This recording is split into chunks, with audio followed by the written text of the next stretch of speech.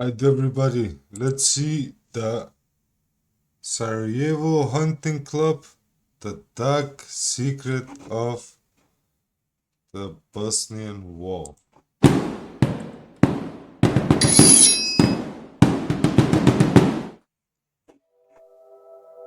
When the Soviet Union collapsed in 1991, the world believed the last great communist empire had finally come to an end. But in southeastern Europe, the end of one empire awakened the ghosts of another. The Berlin Wall had fallen just 2 years earlier. Communist regimes across Eastern Europe were crumbling like dominoes, and every nation that had been trapped behind the Iron Curtain was suddenly rewriting its identity overnight. But while Western Europe celebrated the end of history, the Balkans were entering a power vacuum. For nearly 50 years, communism had smothered ancient rivalries, forced religions to coexist, and buried centuries of bad blood under a uniform red flag. When that system collapsed, nothing held those tensions down anymore. Old empires, old borders, old wounds, they all came roaring back to life. For decades, the only Let me just say something. First of all, I don't know what this guy is talking about. Tito somehow he buried ethnic tensions, because that's a lie. Because let's just look at who got the power. One ethnic group got the power over all the other ethnic groups. So, who got all the military equipment got the power. Whoever got second largest military equipment got the second largest power in Yugoslavia. So yeah, about that. So no, Yugoslavia,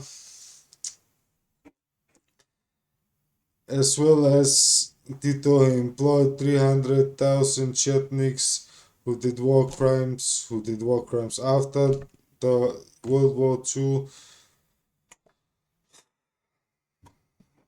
It's sloppy history, this video. thing holding Yugoslavia together was a single man, Josip Broz Tito. A communist dictator to some, a unifying figure to others. But everyone agreed on one thing. It was not him holding Yugoslavia together. It was the Americans, the British, and to some extent the France. To some extent. France. Only Tito could keep the country from tearing itself apart. Then, in 1980, Tito died. A leg starved of blood, rotting from gangrene, amputated, too late to save him. With his death, Yugoslavia lost more than a leader. It lost the glue that held 6 nations together: Slovenia, Croatia, Bosnia-Herzegovina, Serbia, Montenegro, and Macedonia. Inside Bosnia itself, those 6 became 3 identities, divided not just by ethnicity, but by centuries of religion.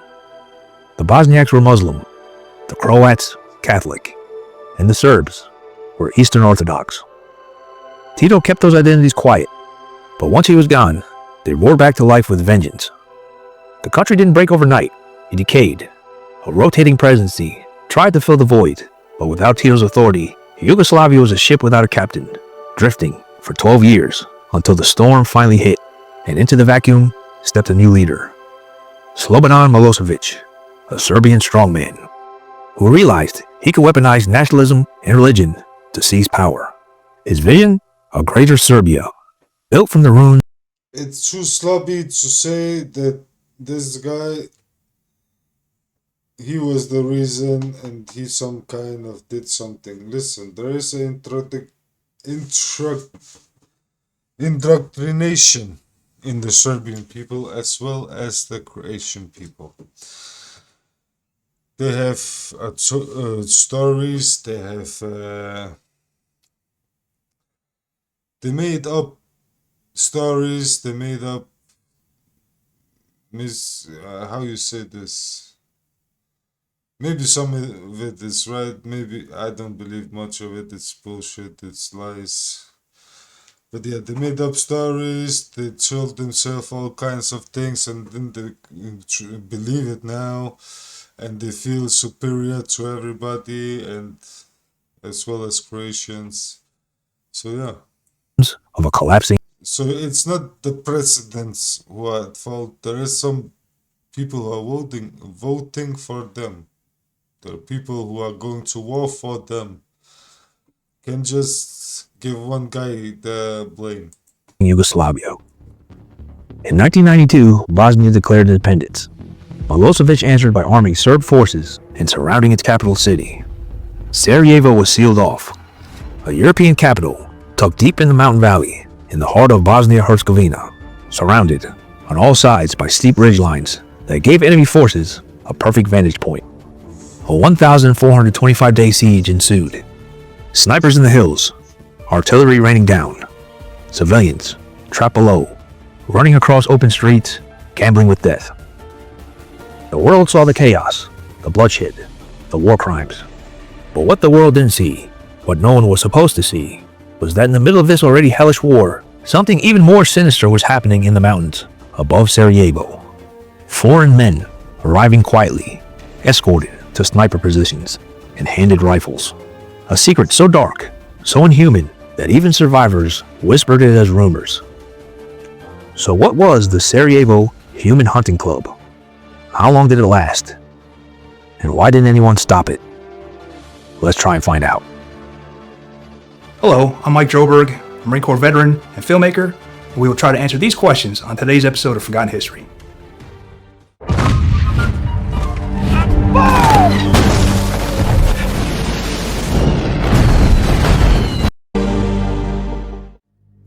Sarajevo, a once bustling Olympic host city, only 8 years before, was now a collection of shattered buildings, burning streets, and terrified civilians sprinting from doorway to doorway to avoid the crosshairs waiting above. Inside the city, nearly 500,000 people were trapped. Bosniaks, Serbs, and Croats, all now equal targets. The siege didn't discriminate.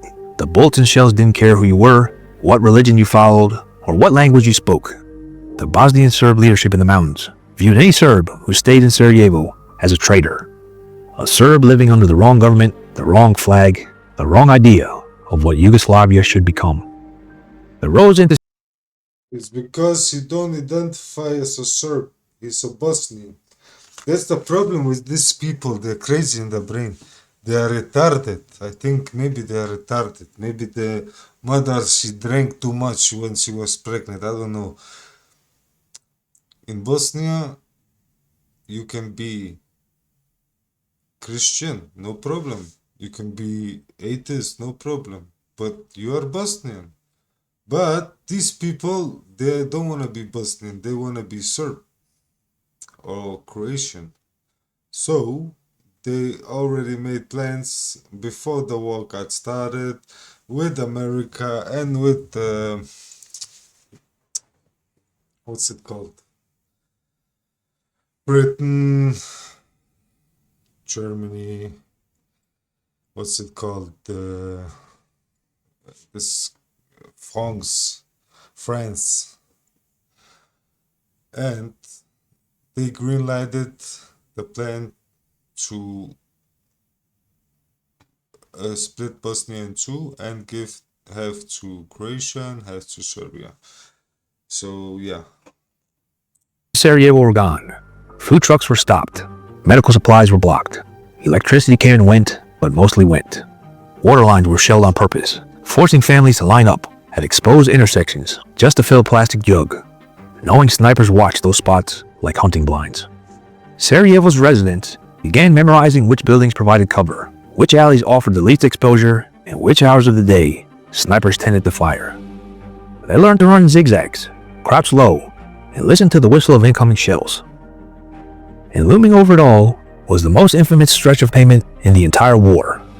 Sniper Alley, a long boulevard where hundreds were shot trying to cross, often in full view of journalists and UN observers who could do little more than watch. The snipers formed their own grim hierarchy. Some were trained marksmen, some were very young conscripts, trying to impress older soldiers. And some, according to survivor testimonies and later investigations, Yeah, sure, the UN, whatever troops, they couldn't do nothing, bro. They didn't have weapons, bro. Bro, this is such a fucking dumb, fucking idiot. Bro, they didn't want to do nothing. They were there just to administrate and make sure that the Bosnians didn't just go full front attack on everybody. That was what they were there for, nothing else. claims were not from Bosnia at all. That rumor started early in the war. People whispered that strangers, men with foreign accents and money, had been seen near sniper positions on the hills. At first it sounded impossible.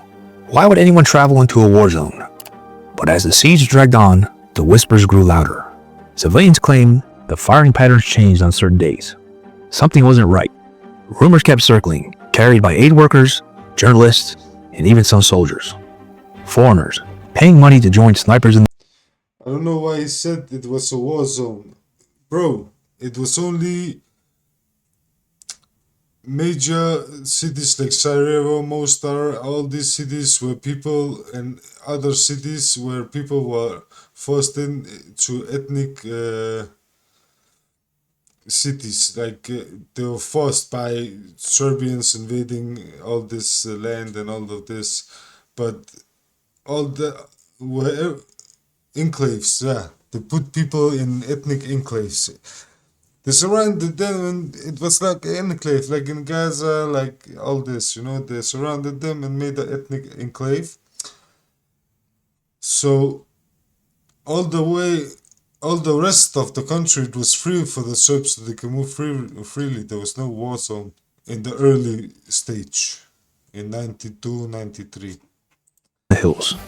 Foreigners choosing their victims. The siege wasn't just a military operation anymore. It was a tourist attraction for the worst kind of person. What sounded like a wartime myth would soon be exposed in testimonies, documentaries, and allegations. So yeah, you can actually say, so it was actually only a war zone where the Muslims were.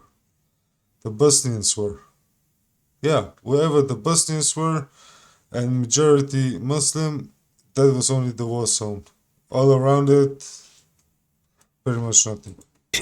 So disturbing that even the survivors of Sarajevo struggled to comprehend them. And that's where this forgotten story takes its darkest turn. They called it the Hunting Club. Club member snipers targeted soldiers. Some aimed for anyone carrying food. Some deliberately looked for children. And some fired simply because they could. They weren't there to fight. They were there to hunt. It felt like the next level of depravity, and a conflict already drowning in it. And soon, evidence would begin to surface. Witnesses described payments. So yeah, by moving all the Muslims, all the Bosnians, because there was also some, of course, Christian Bosnians and the Jews Bosnians and other faith atheists, but they moved everybody into ethnic enclaves, like cities, areas, all of this, because they surrounded it, because they had tanks. People don't have anything, you know. People made fucking weapons out of fucking improvised shit, man. Fucking take a fucking, what's it called? A metal with, how's it called, man? I don't know, man. Improvised weapons, everything, anything, one shot, man. Just so you had one shot. Until you could steal something from the enemy or anything, you know? Or get your fingers to some. But what were we talking about? Yeah, so it was pretty easy for them to move people around, all around Bosnia. So it was easy for them to move, fly people in from Belgrade, drive them into Bosnia, or fly them into Bosnia, or you had helicopters flights, you had everything flying around, yo.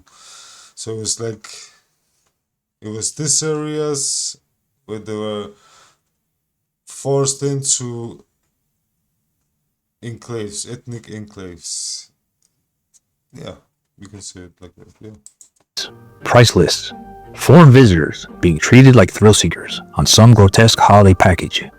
In the city, dying from hunger and shellfire, the idea of outsiders flying in to hunt civilians for sport felt impossible.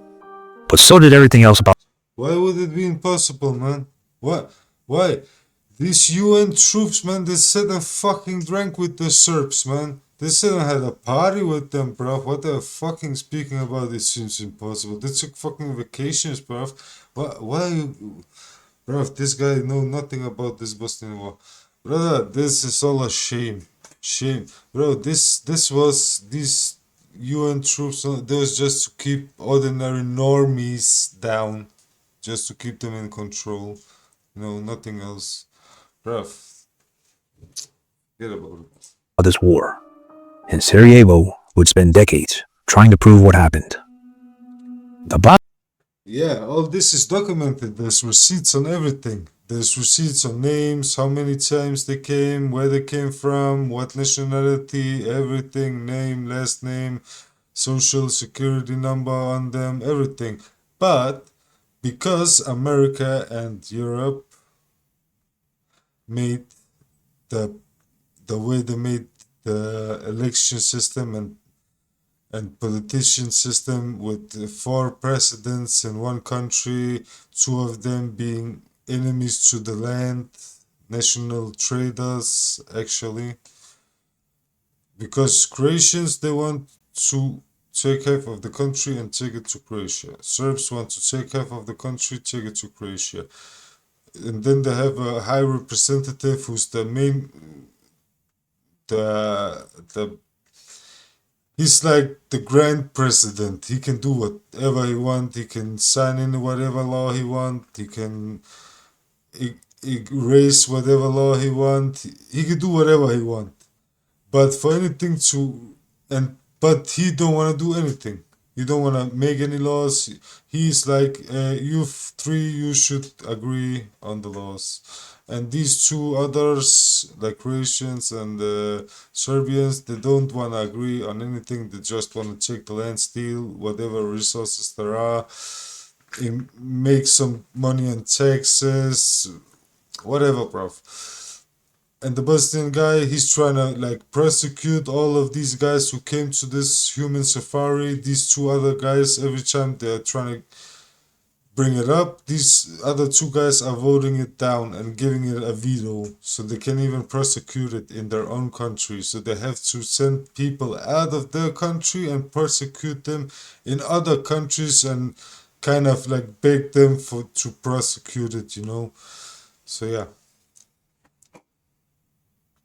That's why, bro, people would have been persecuted a long time ago if there wasn't like fucking 2 presidents destroying the fucking country.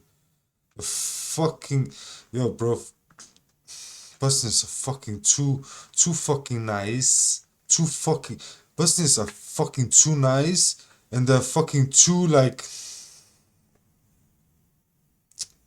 patient. They're too patient. Too patient. The Bosnian War didn't end because the violence burned itself out. It ended because the world finally stepped in. By late 1995, the siege of Sarajevo had gone on for nearly 4 years. Civilians were being shelled, sniped, and starved in the open. But after a series of massacres, including the Srebrenica genocide, the United States pushed the United Nations and NATO to act decisively. NATO launched airstrikes. But still, Bosnians are the best. Bro, Bosnians are the best.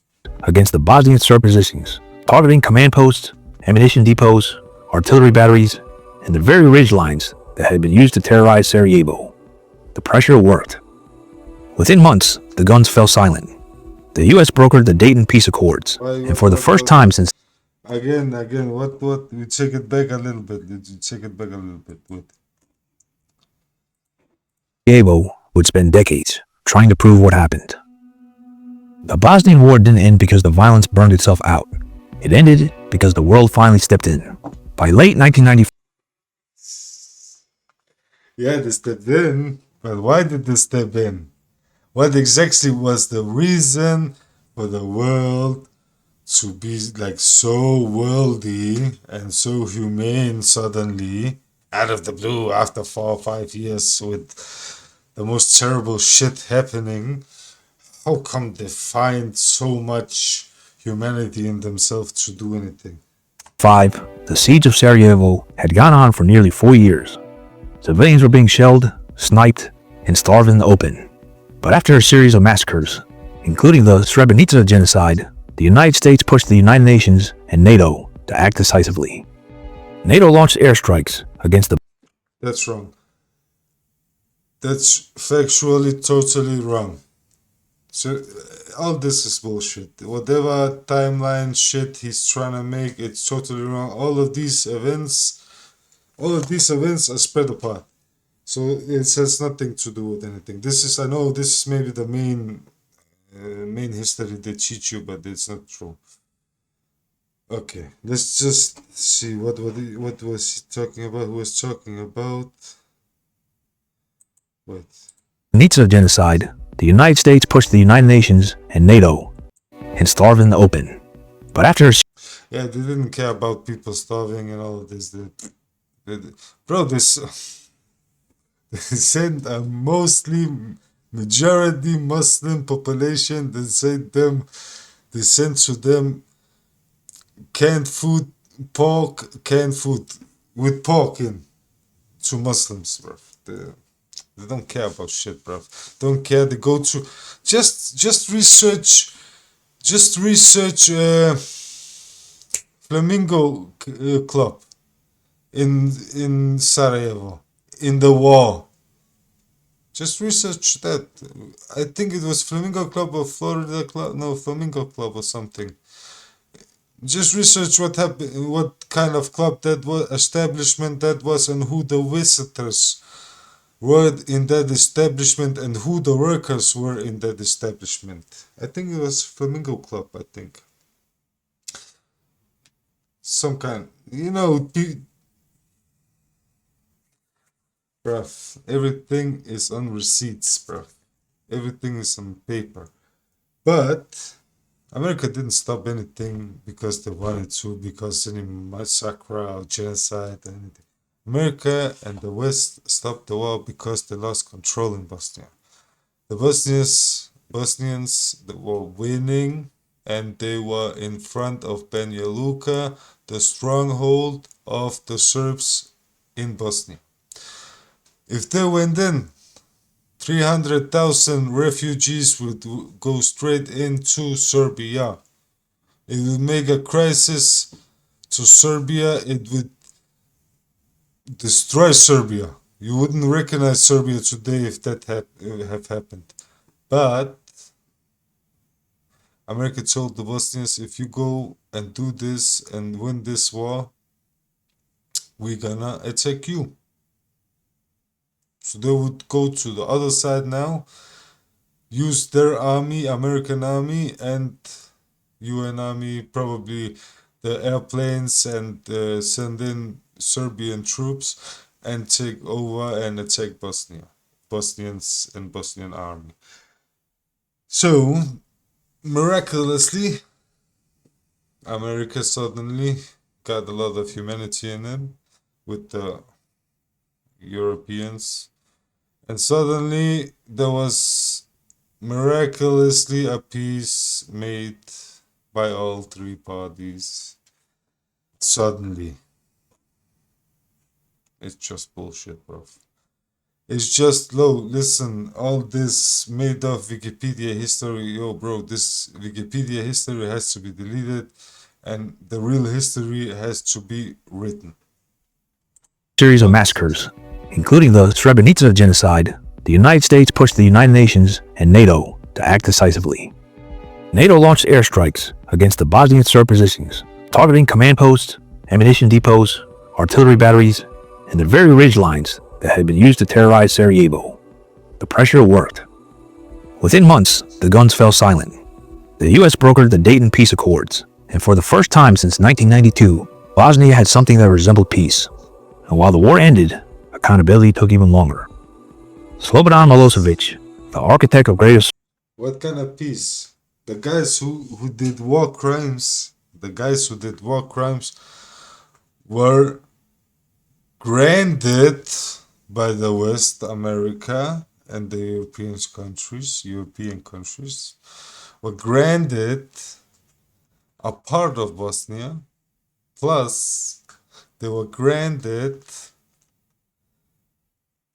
to be president and vote against anything so Bosnia can be successful. Imagine 30 something years and they have stolen so much money, so much resources, so much money from the taxpayers, so much funding, and still Bosnia is running. Bro, these guys are fucking idiots. Serbia, and the political force behind the Bosnian Serb war machine, was finally arrested in 2001. He was charged with crimes against humanity, genocide, and war crimes.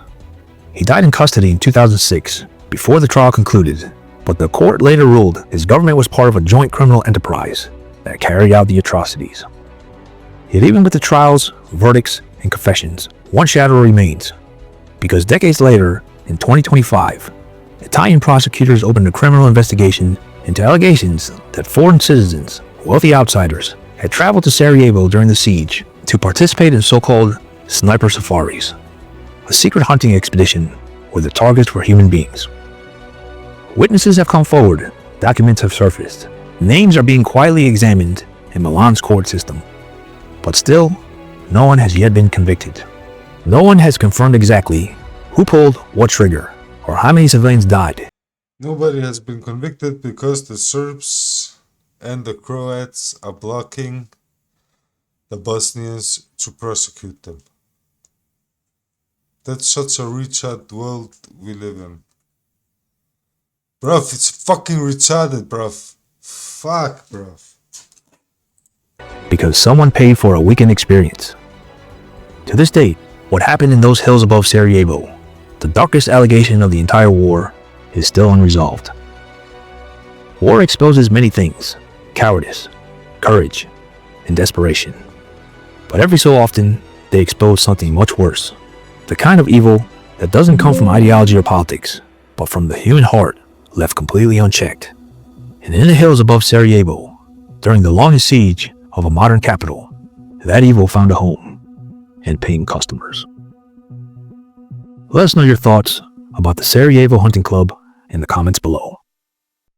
Thank you for watching Forgotten History.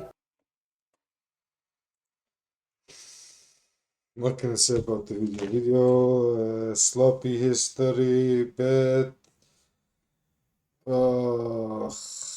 Yeah, it's good about telling about the hunting club and all of this, but more research and all of this.